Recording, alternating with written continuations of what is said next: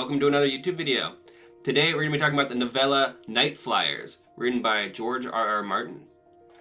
So, I recently read Sand Kings, and I really wanted to read more of George R.R. Martin's short fiction. So the next story in the anthology was Nightflyers, so that's what I decided to go with. Nightflyers didn't grip me as quickly as Sand Kings, but also gave itself a lot more time to sink its teeth into me, as it's over double the length of the novelette. It took me a minute or two to keep track of who is who, but that became less of an issue as the story went on. It uses its limited setting to the best possible effect. I've always been a really big fan of when you take a group of characters and set them in an isolated location. All 9 characters are on this spaceship, and it's traveling faster than light speed to discover a fabled alien race. Then, some events reminiscent of 2001 Space Odyssey occur. Mysteries are set up, and the characters do the best to figure out what's going on. The themes of humanity are strongly at play, with the character at the head of this journey being a man who's enthusiastically studying the mythical alien race.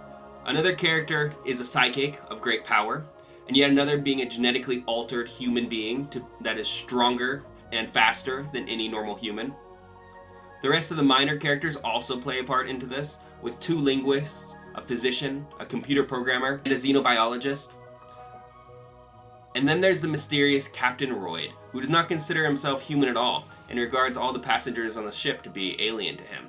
This all makes for really fascinating conversations between the cast of characters. One of the world-building pieces that I found really fascinating was when a character mentioned that humans were on the verge of exploring Jupiter and looking for life there, but then they discovered faster than light speed travel, and suddenly lost all interest in gas giants as they began traveling to other solar systems. This idea of missing small details of the universe because a shinier option presents itself, it makes me wonder what we have missed in history due to the discovery of other things. It's just food for thought. The setup and payoff of the story was magnificent. The drip feeding of information kept my attention. Things slowly spiral more and more out of control for the characters as the story goes on. By the time I discovered who Royd was, I had a pretty good idea what the ending was going to look like. Even still, it was satisfying and nail-biting. Strange alien race still manages to fascinate me. There are actually elements of this subplot that can be seen in Brandon Sanderson's Skyward books, which makes a lot of sense since he's gone on record multiple times recommending this story.